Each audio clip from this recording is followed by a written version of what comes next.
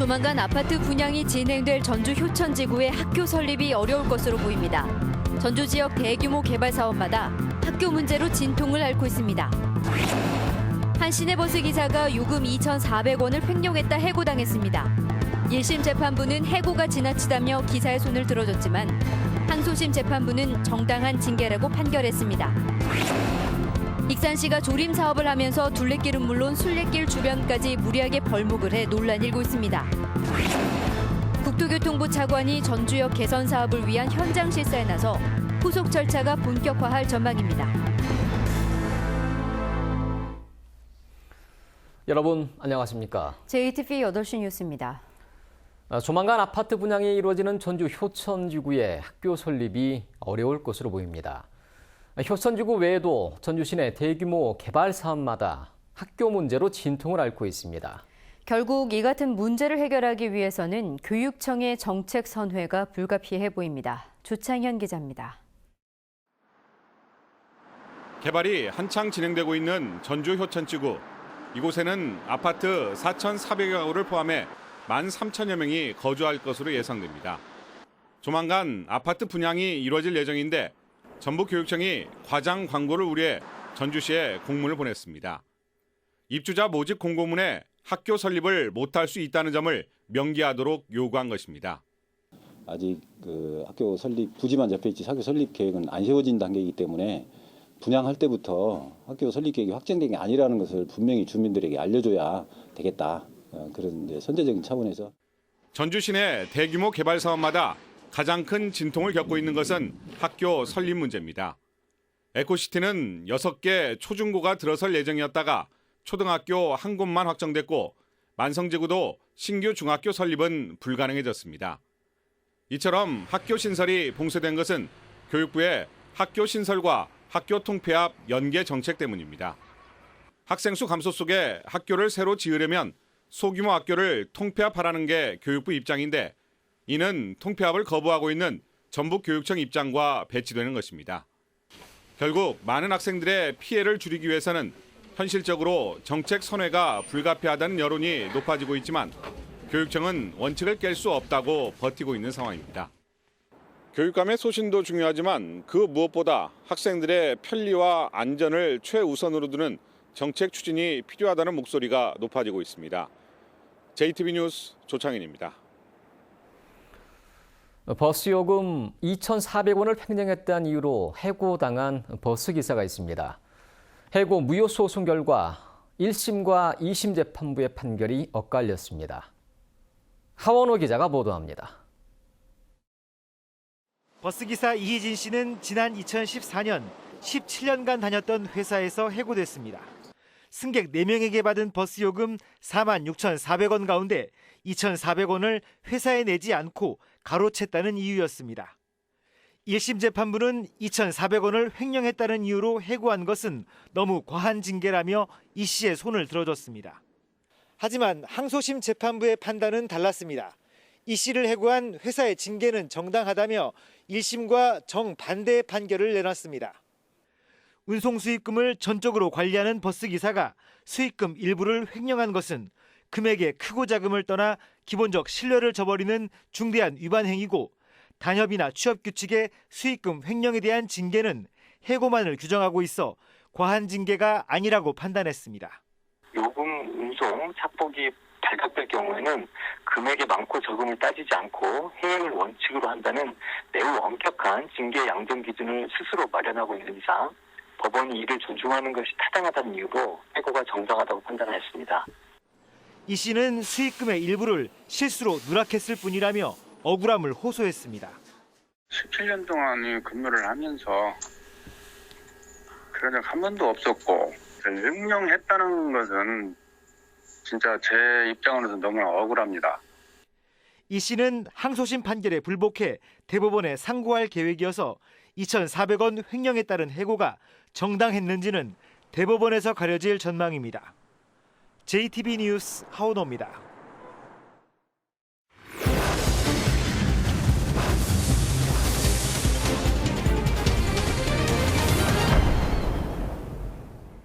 익산시가 조림 사업을 하면서 무리하게 벌목을 해 논란이 일고 있습니다. 둘레길은 물론 순례길 주변까지 무차별적으로 벌목이 이루어지고 있기 때문인데요. 관광객 감소와 야생동물 피해마저 우려되고 있습니다. 보도에 정원익 기자입니다. 6년 전 조성된 익산 용화산 둘레길입니다. 참나무와 소나무로 울창하던 바로 옆 야산이 민둥산으로 변했습니다. 둘레길 알림판은 뿌리가 뽑힌 채 나뒹굴고 있습니다. 여러 성질을 잇는 아름다운 순례길 주변도 마찬가지입니다. 나무들이 줄줄이 잘려나가면서 곳곳이 벌거숭이가 돼버렸습니다. 한 몇 년 전부터 지금 갑자기 늘었죠. 점차적으로 늘어요. 벌목하는 범위가. 여름에 푹 쏟아져 버리면 그냥 산사태 그냥 나가버려요. 익산시가 조림 사업을 추진하면서 산림 소유자들에게 잇따라 벌목을 허가했기 때문입니다. 산림 경영 계획에 따라 연차적으로 이뤄지고 있지만 주민들은 관광객이 줄어들 것을 우려하고 있습니다. 등산객이나 주변에 관광객들이 자주 찾는 지역인데 주변에 이렇게 경관을 해치다 보면은 주변 관광객이나 등산객들이 이 주변을 찾겠습니까? 잇따른 대규모 벌목으로 야생동물 피해도 문제입니다. 벌목 탓에 먹이가 줄면서 민가까지 내려오거나 농작물에 피해를 주는 경우가 늘고 있습니다. 익산시는 제대로 현황 파악조차 못하고 있습니다. 둘레길 주변에 그렇게 벌목을 그렇게 많이 오는 데가 없는데요.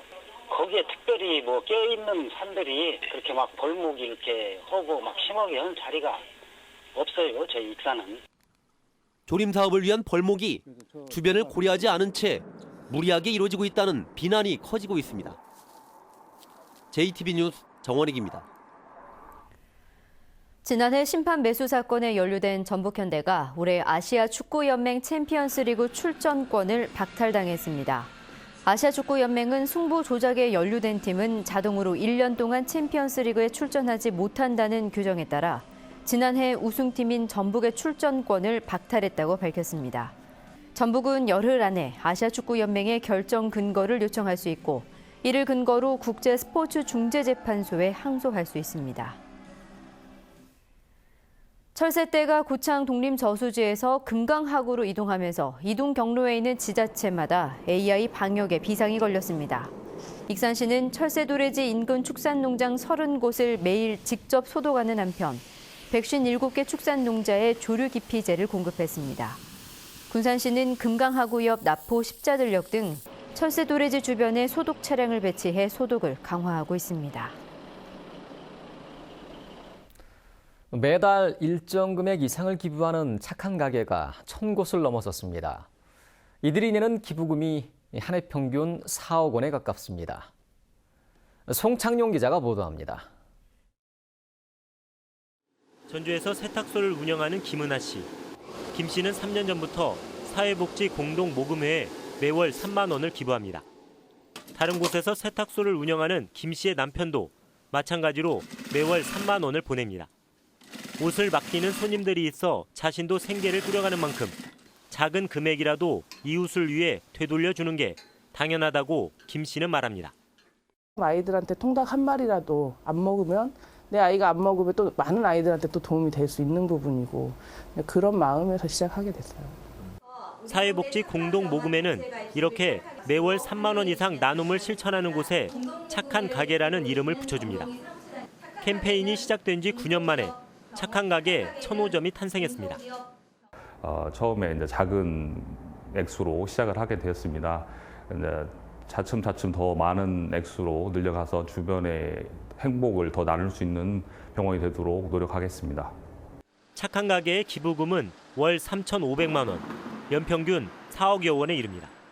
이렇게 착한 가게라는 이름을 통해서 월 소득이 얼마씩 내주는 것이 우리 어려운 이웃을 위해서 많은 도움이 된다고 생각을 합니다. 사상 최악이라는 경기 한파 속에 나보다 남을 먼저 생각하는 따뜻한 마음이 한겨울 추위를 녹이고 있습니다. JTB 뉴스 송창용입니다. 전라북도가 이달 말까지 대선 주자들에게 건의할 대선 공약을 확정하기로 했습니다. 대선 공약으로는 국제공항과 새만금, 경북 김천, 동서횡단철도 건설, 대통령 비서실의 새만금 개발 수석 비서관 신설과 전주 소립창조 클러스터 조성 등 50여 건이 거론되고 있습니다. 전라북도는 최종적으로 10여 건을 대선 공약으로 확정해 정당과 대선 주자에게 제안할 계획입니다. 국민의당의 대선 주자인 안철수 의원이 1박 2일 일정으로 전북을 찾았습니다. 안철수 전 국민의당 대표는 국민 절반 이상의 지지를 받는 대통령을 뽑으려면 대선 결선 투표제가 필요하다고 말했습니다. 또한 반기문 전 유엔 사무총장은 설이 지나면 대선 출마를 포기할 가능성이 크다고 내다봤습니다. 아울러 올해 대선은 자신과 문재인 전 더불어민주당 대표와의 승부가 될 거라며 문 대표와의 대결에서 승리할 수 있다는 자신감을 드러냈습니다. 반기문 전 총장께서는 문재인 전 대표와 대결을 하면 이기지 못합니다. 만약에 이번 대선에 그 대결이 안과 문의 대결이 된다면 제가 문을 꺾겠습니다. 승리할 자신이 있습니다. 다음 소식입니다. 국토교통부 차관이 전주역 개선을 위한 첫 현장 실사를 펼쳤습니다. 30년 넘게 큰 투자가 없었던 전주역에 이용객들의 불만이 쏟아지자 국토부가 전주역 개선을 위한 첫 발을 내디뎠습니다. 김철 기자의 보도입니다. 지난 1981년에 신축된 전주역입니다. 지은 지 36년 동안 별다른 개선이 없어서 대합실은 비좁고 낡았습니다. 주차장은 143면에 불과해 주차가 어렵고 편의시설도 크게 부족합니다. 예전하고 거의 변한 게 없어요. 정말 불편해요. 일단 화장실도 그렇고 아까 제가 이제 가봤는데 대합실도 너무 좁고. KTX가 지나는 비슷한 규모의 역 가운데 신축과 증축이 되지 않은 곳은 전주역이 유일합니다. 고속철도 시대가 되면서 25개 역사가 들어섰는데 신역사가 그중에 딱 유일하게 옛날 역사 그대로 쓰는 데는 전주 하나밖에 없어요. 국토교통부가 전주역 개선을 위한 첫 현장 실사를 펼쳤습니다. 전주역 개선을 위한 용역으로 1억 5천만 원을 편성한 국토부는 다음 달에 용역을 시작할 예정입니다. 용역 결과에 따라 예산 규모와 사업 시기가 드러납니다.